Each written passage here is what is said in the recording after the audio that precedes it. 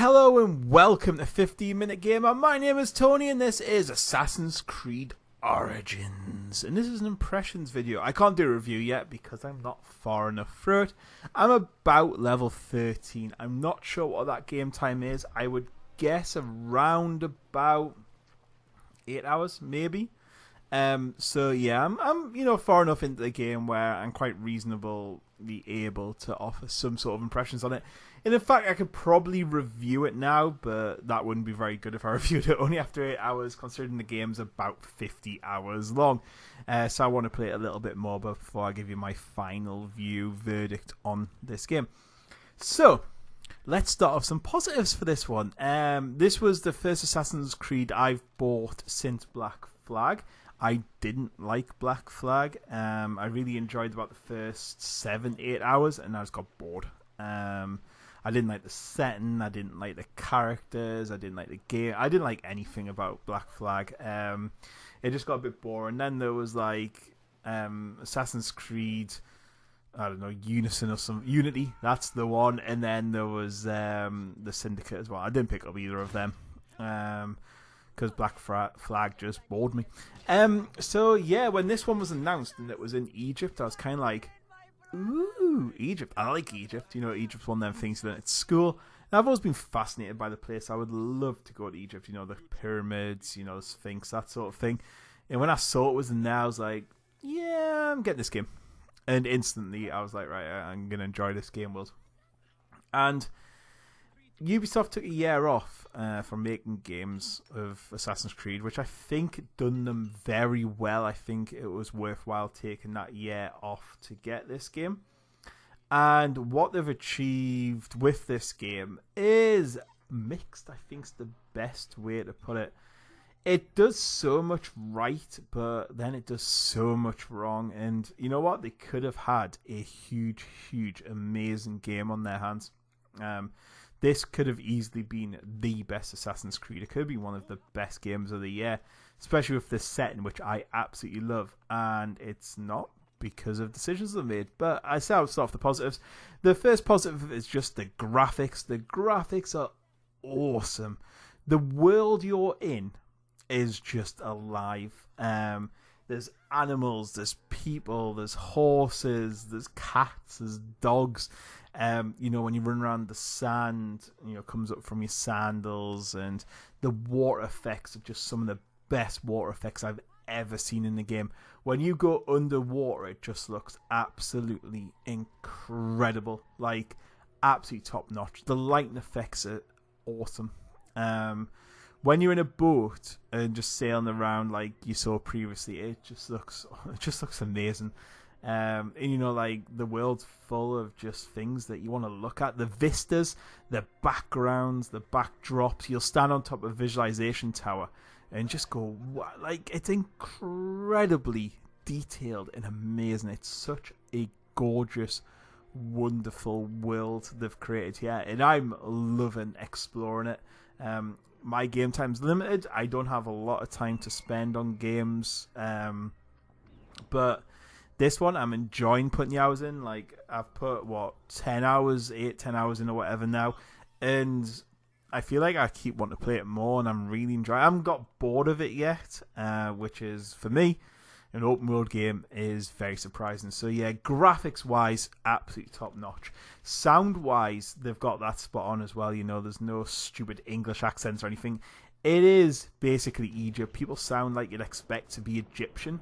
They sound like Egyptians. They look like Egyptians. The voice acting is really good. The animations in cutscenes is fantastic.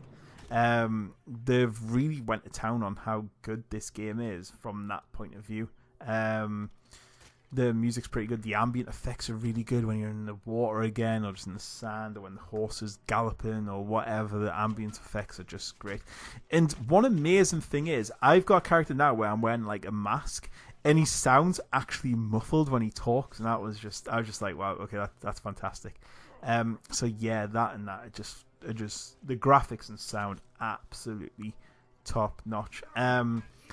I do actually kind of enjoy the combat. I know a lot of people have complained about it. Basically, it's like a Dark Souls combat, so you basically lock onto your target and fight them. I never lock on because I always have a powerful weapon. So I don't lock on. I just sort of run in their general direction and press the button, as you can see that's happening now. You also have a bow and arrow as well, and the bow and arrow is awesome. I love the bow and arrow. I basically, that's how I play the game. I'll move into a base and just whittle them down with the bow and arrow, so sneak attack some of them and, you know, kill a few of them off. And there's even a perk where you can upgrade your arrows to move in air and you can sort of control them. It's like guided missile arrows, and that's fine. It really adds to the gameplay. Obviously, you know, Assassin's Creed, you're in a simulation of the game. I don't care for take liberties like that. I'm quite happy like that. So yeah, the weapons are all really good. I really enjoy that. The weapons is where the first issue comes in for me. So this game, they've basically made into Destiny. So each weapon has a level attached to them. You can see when you're hitting the guys, they have numbers coming out of them as well. So it's basically Destiny in the olden times. So yeah, you know, you got your weapons, and you need the leveled weapons to fight the leveled people generally.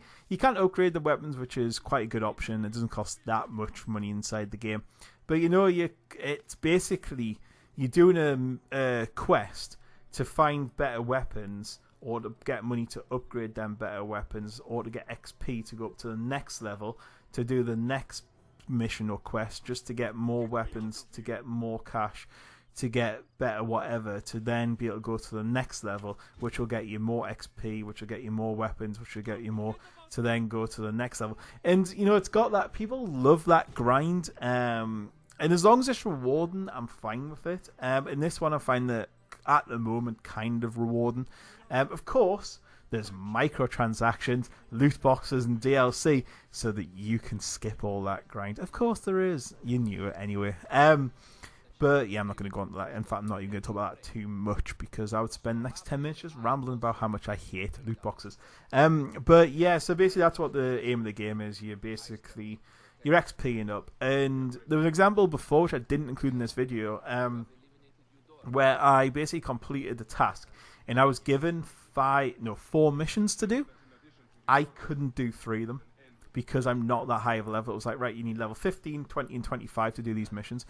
So basically now I have to grind to level 15 to do the first mission, grind again to get level 20, and then grind to get level 25. You know, you have to do the side quests in this. The side quests aren't optional. The basic side quests are do them. You know, you have to liberate things, you have to do this, you have to that, you have to hunt animals, because of course you need to craft stuff, so you need to go out hunting to do that, to get to the next bit, to go to the next bit, to go to the next bit, then go to the next bit, and that level of grind will keep me occupied for a little bit of time. I'll probably find it interesting for about another 10 hours, 5-10 hours I can imagine, and then I'll just get bored. And you know, that's just is what games seem to be at the moment. You know, people seem to enjoy that grind for some reason. I'm not one of them players. If you love the grind, you're gonna love this game, because it's full of it. There's loads of collectibles to get, and there's loads of things. I don't mind collecting. I don't mind looking for loot. I don't mind any of that. As I said, the rewards seem to be there at the moment. It doesn't shove microtransactions or loot crates down your throat, that I've noticed at the moment either. And, you know, like, there's always plenty of stuff to spare. You get lots of virtual money, and there's also something to buy, like a new weapon or whatever. Upgrade your current weapons or find one that's more suited to your level. And, you know, that is perfectly fine. Of course, Assassin's Creed game, so it's full of bugs. There is quite a few graphical bugs in here. One of the most annoying for me is when people wear clothes, like arrows and bows clip through them constantly. Like, it's not just one character, it's every character. I had a bow and a mace, and the bow was constantly clipping through my outfit and the mace, so the top of the bow was all sticking out the mace. Like, it's them sort of things that are just I would expect nothing for that. So yeah, there's bugs. I think it's been made purposely grindy to fit these loot boxes and microtransactions in. It's taken a lot from Dark Souls and Destiny. I said the Destiny loot system, and it's a game based around loot, which will encourage you. Oh, I need to be level 25. I could just go and buy that with real world money. Okay, I'll go and buy that with real world money and that sort of thing. You know, so I'm not really a huge fan of this. This next sequence of video coming up now is just to show you the graphics. I basically ride a horse. You can see the horse getting wet when I go through a field. When you run here, you can go through a field, go through water. You can see like the stuff coming off the flowers. They look incredible when you move through them. You know, like they really look good when water goes up the horse. It splashes through. Just, as I said, the level of detail and how good the level of detail is on here is just amazing. So overall, after my 10 hours in, would I recommend this game at the moment? Yeah, I'm not. It's not a bad game at all. If you don't like grind, avoid it. If you love your grind, if you love your Assassin's Creed, you're gonna love this game. And compelled with the really good story, which I'm really enjoying, the characters and all that side of things as well. Like, there is a good game under here. You've just got to get through that grind. You've just got to get through that. Oh god, I need to do this bit just to get to the next XP, just so I can actually do the next thing. Because weapons won't unlock till you stop certain levels. Levels won't unlock till you get that certain area. So you've got to do that grind to get through it.